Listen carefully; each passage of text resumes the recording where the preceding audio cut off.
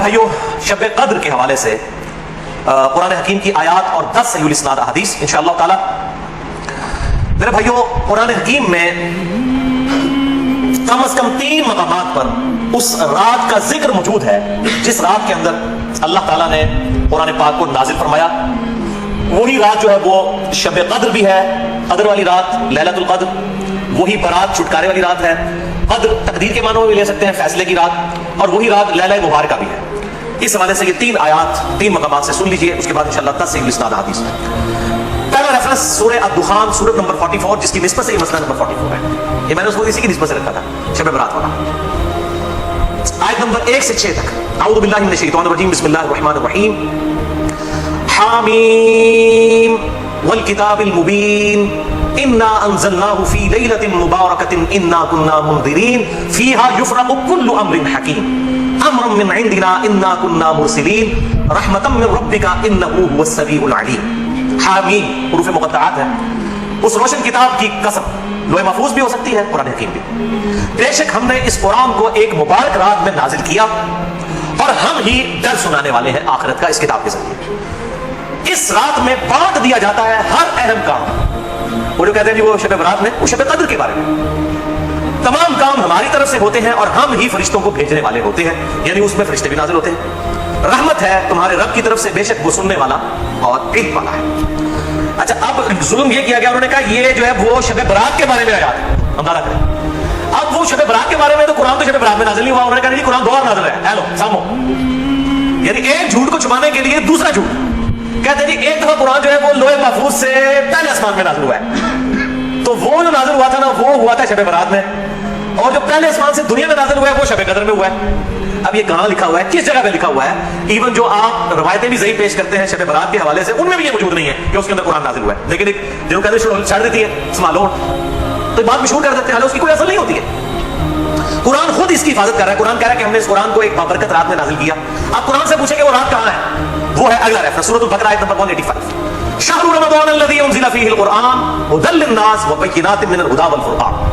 रमजान का महीना वो है जिसमें हमने अल कुरान नाजिल किया, जिसमें हिदायत है और इसमें हिदायत के रोशन दलाइल हैं और दलाइल, और ये अल फुरकान हक और बातिल में तमीज करने वाली किताब, फाइनल टेस्टामेंट है उस ओल्ड टेस्टामेंट और न्यू टेस्टामेंट के बाद ये फाइनल टेस्टामेंट। तो अब अगर वो रात रमजान के महीने में है तो वो फिर शब बरात वो वाली नहीं होगी।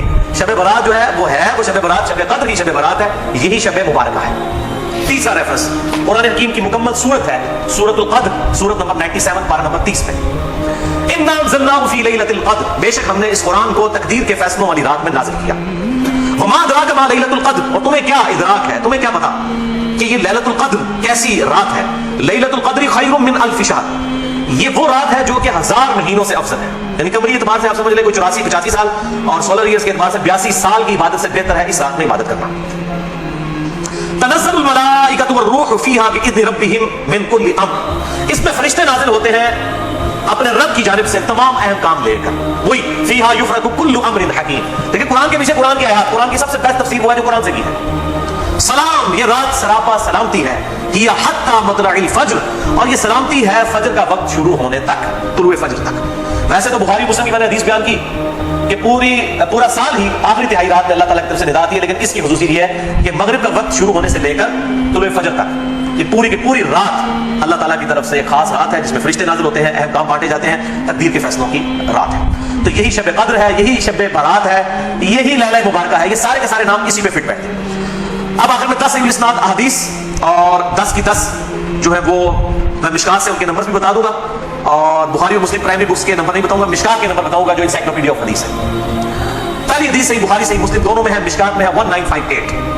आप सल्लल्लाहु अलैहि वसल्लम ने फरमाया जो शख्स ईमान और एहतसाब के साथ, एहतसाब कह देंगे आप 3 चीजों को जोड़ के, इखलास, सवाब और इस्लाह नफ्स, जो ईमान और एहतसाब के साथ रमजान के महीने के रोजे रख ले, अल्लाह ताला उसके साथ का सारे गुनाहों की मग़फ़िरत फरमा देगा। और जो ईमान और एहतसाब के साथ रमजान की रातों का क़याम कर ले, यानी तरावी क़यामुल लैल कर ले, उसके भी साथ का सारे गुनाह माफ हो जाएंगे।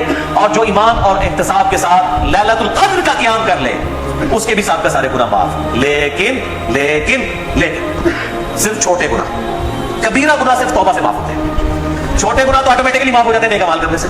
इसके सबूत में वो हदीस है सही मुस्लिम की जो मिशकात में है 564। آپ صلی اللہ علیہ وآلہ وسلم نے فرمایا اگر کبیرہ گناہوں سے بچا جائے تو 5 نمازیں، ایک نماز سے دوسری نماز تک، ایک جمعے سے دوسرا جمعہ اور ایک رمضان سے دوسرا رمضان، درمیان کے تمام گناہوں کا کفارہ بن جائیں گے اگر کبیرہ سے بچا جائے. تو نماز چھوڑنا خود ہی کبیرہ، ورنہ لوگ کہتے ہیں کہ رمضان ہی پڑھ لو، دوسرے رمضان مشکال ہی پڑھ. کیوں؟ صحیح مسلم میں حدیث ہے، مشکات میں ہے 569 کہ بندے کے کفر اور اسلام، شرک اور اسلام کے درمیان فرق نماز ہے. یہ اتنا کبیرہ گناہ ہے کہ بندے کے کفر اور اسلام کا فرق ہے. تو جو کبیرہ گناہ کر رہا ہے نماز والا، اس کا کیسے ایک جمعے سے دوسرا جمعہ کفارہ بن سکتا ہے، یا ایک رمضان سے دوسرا رمضان کفارہ بن سکتا ہے؟ دوسری حدیث بھی بخاری اور مسلم سے ہے، مشکات میں 2083 آپ صلی اللہ علیہ وآلہ وسلم نے فرمایا شب قدر کو رمضان کے آخری عشرے کی تاک راتوں میں تلاش کرو، 21ویں 23ویں 25ویں 27ویں اور 29ویں. تیسری حدیث بھی بخاری اور مسلم سے ہے اور مشکات میں اس کا نمبر ہے 2086. آپ صلی اللہ علیہ وسلم نے رمضان کا پہلا عشرہ اعتکاف کیا، پھر دوسرا عشرہ بھی اعتکاف کیا، پھر سر مبارک خیمے سے باہر نکالا اور کہا کہ میں نے پہلا عشرہ اعتکاف کیا تھا شب قدر کی تلاش میں، لیکن مجھے نہیں ملی، دوسرے میں بھی نہیں ملی. پھر ایک فرشتے نے آ کے مجھے خبر دی کہ اس کو آپ آخری عشرے میں تلاش کریں، اگر تم میں سے کوئی اعتکاف میرے ساتھ کرنا چاہتا ہے تو کر لے. اور پھر آپ صلی اللہ علیہ وآلہ وسلم نے فرمایا مجھے خواب میں وہ رات دکھا دی گئی، اور اس میں مجھے رات میں وہ خواب میں دکھائی گئی لیکن پھر مجھے بھلا دی گئی. سنقریؤک فلا تنسى الا ما شاء اللہ، اے نبی ہم تمہیں پڑھائیں گے تم کبھی نہیں بھولو گے مگر جب اللہ چاہے گا. بھلا دی گئی، اور کیوں بھلائی گئی وہ آگے بخاری کی حدیث بھی آ جائے گی. پھر بھلا دی گئی. بہرحال مجھے ایک بات یاد ہے کہ اس رات صبح کے وقت جب میں فجر کی نماز پڑھ رہا ہوں گا تو میرے ماتھے پر کیچڑ کا نشان ہوگا. یہ آپ کو خواب میں دکھایا گیا. اور اسی حدیث میں الفاظ ہے کہ 21ویں رات جب آئی، یعنی 20ویں اور 21ویں روزے کی درمیانی رات، اس میں جب آپ نے 21ویں روزے کی جب فجر پڑھی تو اس رات کافی بارش ہوئی، مسجد نبوی کی چھت ٹپکنے لگی، اور ظاہر ہے کہ قالین وغیرہ تو نہیں ہوتے تھے، مٹی پہ ہی نماز پڑھی جاتی تھی، یہی افضل ہے. لہٰذا اہل تشیع کا پرچ بھی مقدمہ اس حوالے سے مضبوط ہے کہ مٹی پہ ہی سجدہ ہونا چاہیے. تو بہرحال آپ صلی اللہ علیہ وآلہ وسلم کے ماتھے پر مٹی کا نشان پڑ گیا. صحابہ کہتے ہیں جب نماز کے بعد آپ صلی اللہ علیہ وسلم جب رکوع انور صحابہ کی طرف کرتے تھے تو انہوں نے دیکھا کہ آپ صلی اللہ علیہ وآلہ وسلم کے ماتھے پر مٹی کا نشان ہے، تو صحابہ کو پتہ چلا اچھا آج شب قدر. اچھا اب آپ دیکھیں کہ یہ نہیں کہ کوئی شے نظر آ جاتی ہے، ہمیں صحابہ کو بھی نظر آئی، آپ صلی اللہ علیہ وسلم کو بھی کوئی چیز نظر نہیں آئی. اور یہاں اتنا مشہور کیا کہتے ہیں سمندر کا پانی میٹھا ہو جاتا ہے، بھائی کوڑ مارنے چھڑ دو، کوڑ مارن دوڑ جائے. کسی گورے نے سن لی نا گل، اور جناب بیٹھے گا رمضان کا پورا مہینہ روزانہ کا ایک ٹیسٹ لے گا اور ایک 10 کس جناب شاید وہ میٹھا ہوگا سمندر کا پانی. جس سارے درخت سجدے میں گر پڑتے ہیں، بھائی ہم CCTV کیمرے لگا لیتے ہیں، پتہ لگ جائے گا کس وقت گرتے ہیں. یہ سب جھوٹ ہے، کسی روایت کے اندر موجود نہیں ہے. بس صرف آپ نے قیام کرنا ہے رات کا، کوئی ایک رات ہوگی، اسی لیے دیکھیں گے فکس بھی نہیں کر کے بتائی گئی کہ فلاں ہے، کہا کہ 5 ہے، 21ویں 23ویں 27ویں 25ویں 27ویں اور 29ویں.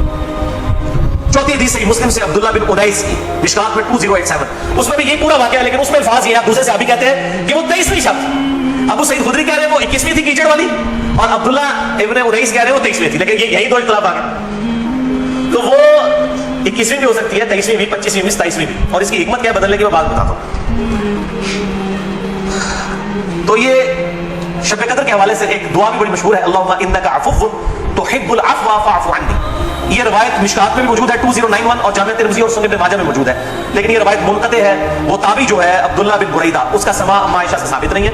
شیخ البانی سے حسن درجے تک پہنچاتے ہیں. دعا کے بارے میں میرا موقف یہ ہے، چاہے کوئی ضعیف روایت بھی ہو، اگر کوئی دعا کے طور پہ اسے کر لے تو میں اس کے اوپر کوئی فتوی والا معاملہ نہیں کرتا. امام دارقطنی نے بھی یہ بات لکھی ہے کہ یہ منقطع روایت ہے، اللہم انک عفو تحب العفو فاعف عنی. پانچویں حدیث صحیح مسلم سے ہے، مشکات میں ہے 2088.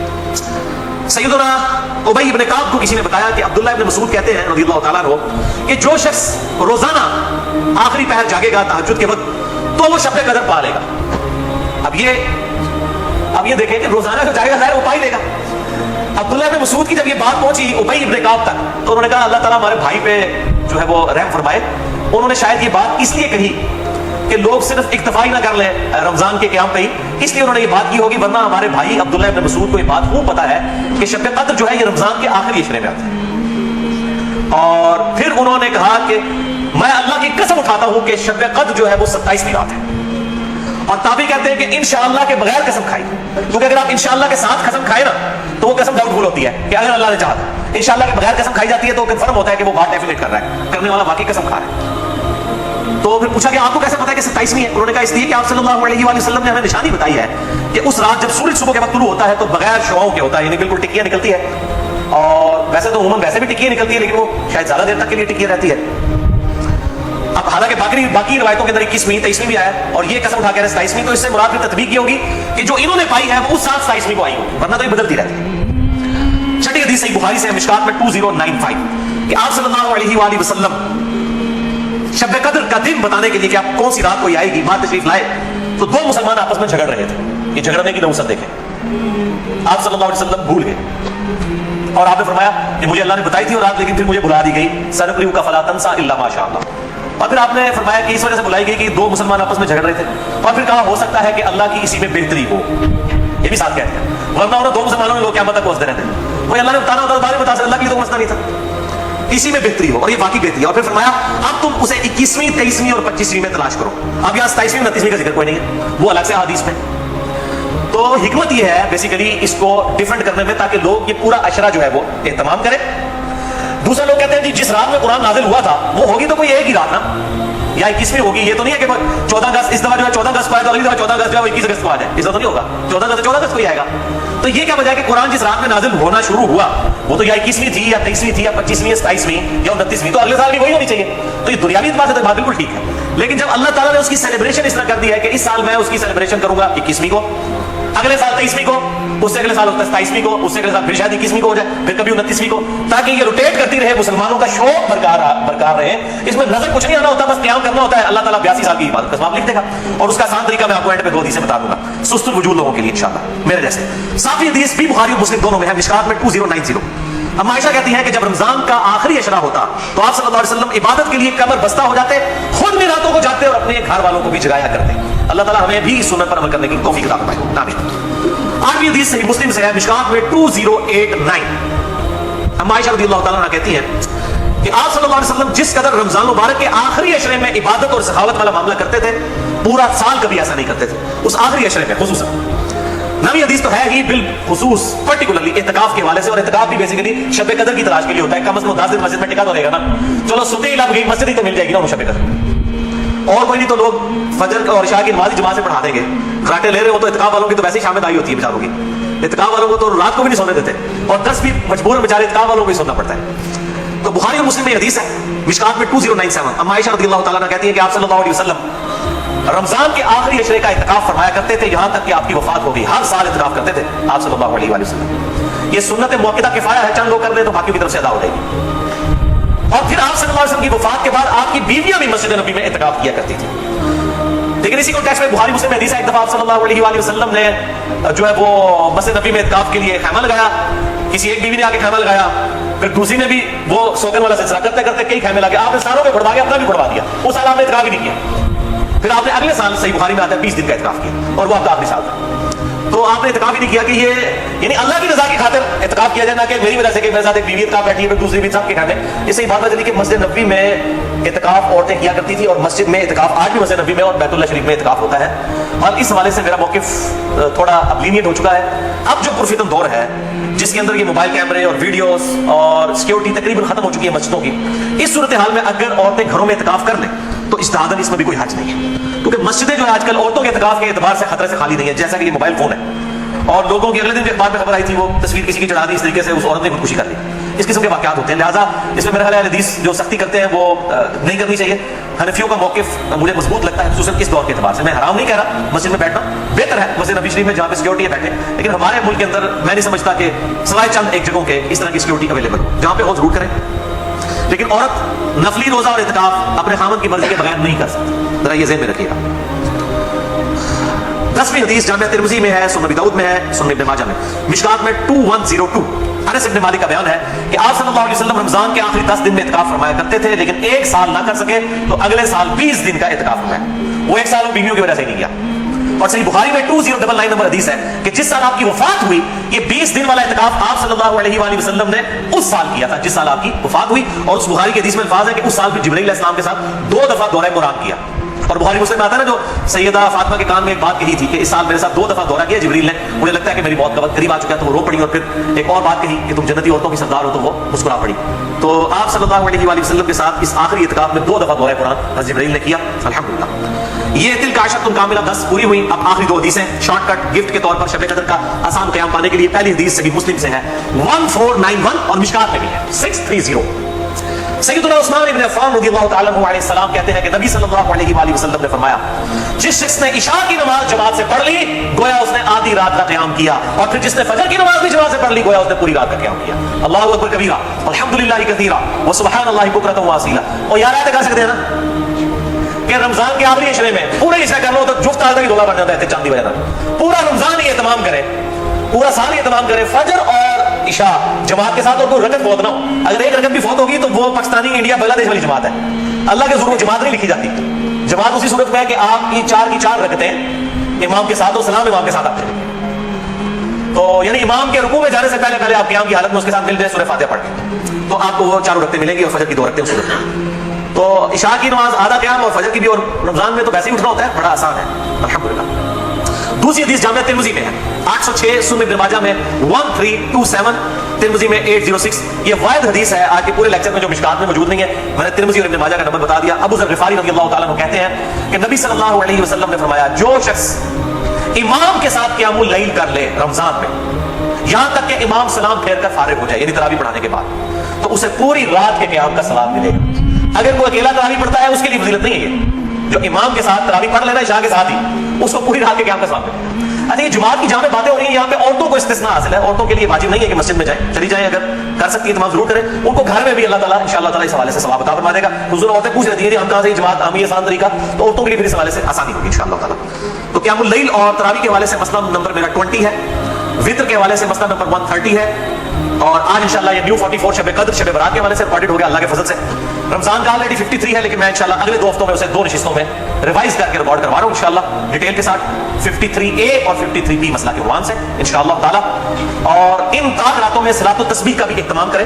ڈیٹیل کے لیے مسئلہ نمبر ہے 91 میرا صلاۃ التسبیح کے اوپر, اور وہ آپ ضرور دیکھیں کیونکہ صلاۃ التسبیح بہت بڑی عبادت ہے. تو قیام کرنا ہی ہے. اعتکاف والے لوگ ویسے ہی گپے مارتے رہے اور جناب وہ فیس بک پہ بیٹھے رہے, اس سے بہتر ہے کہ کم از کم ہر طاق رات میں صلاۃ التسبیح کا اہتمام کریں. جماعت کے ساتھ نہیں, انڈیویجول لیول کے اوپر. نفلی نماز ہے وہ جماعت کے ساتھ, اگر بغیر دعوت کے کبھی کبھار ہو جائے وہ الگ بات ہے, وہ ثابت ہے, بخاری مسلم سے ثابت ہے.